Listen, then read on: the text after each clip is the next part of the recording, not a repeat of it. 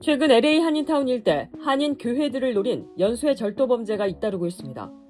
예배가 진행되는 시간에 교회에 들어와 사무실을 뒤진 뒤 지갑과 신용카드, 현금을 훔쳐 사용하는 수법입니다. LA 한국일보에 따르면 버몬트 애비뉴와 일가 인근 샘 커뮤니티 교회에서는 지난 1일 절도 피해가 발생했고 도난당한 카드로 약 4,000달러가 사용된 것으로 확인됐습니다.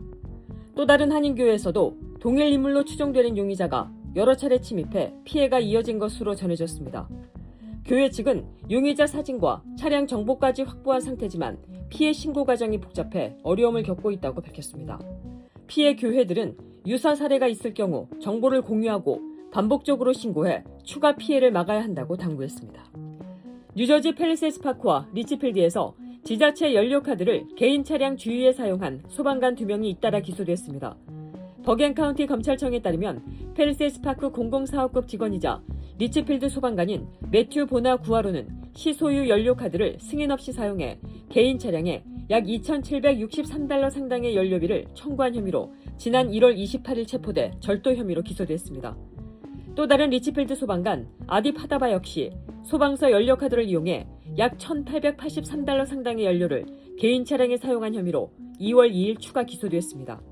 검찰은 두 사건 모두 수개월 동안의 연료 사용 기록을 추적해 공공 차량이 아닌 개인 차량의 연료가 사용된 사실을 확인했다고 밝혔습니다.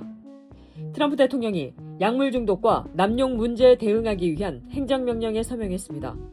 이번 조치로 백악관 내 그레이트 아메리칸 리커버리 이니셔티브가 신설됩니다.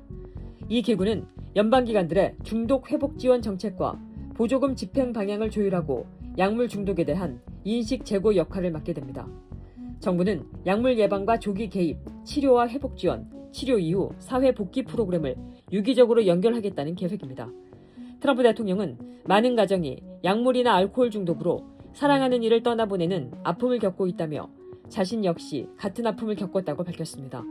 트럼프 대통령의 형 프레드 트럼프 주니어는 1981년 알코올 중독으로 사망했습니다. 미국인의 기대 수명이 역대 최고치를 기록했습니다. 질병통제예방센터 산하 국가보건통계센터 발표에 따르면 2024년 미국인의 기대 수명은 79세로 집계됐습니다. 여성은 81.4세, 남성은 76.5세로 여성의 기대 수명이 약 5년 더 길었습니다. 이번 수치는 전년보다 반년 이상 늘어난 것으로 1900년 이후 가장 높은 수준입니다.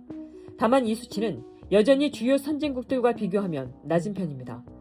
미국인의 기대 수명은 코로나19 확산과 약물 과다 복용 영향으로 2019년 이후 급감해 2021년에는 76.4세까지 떨어졌지만 2022년 이후 다시 회복세로 돌아섰습니다.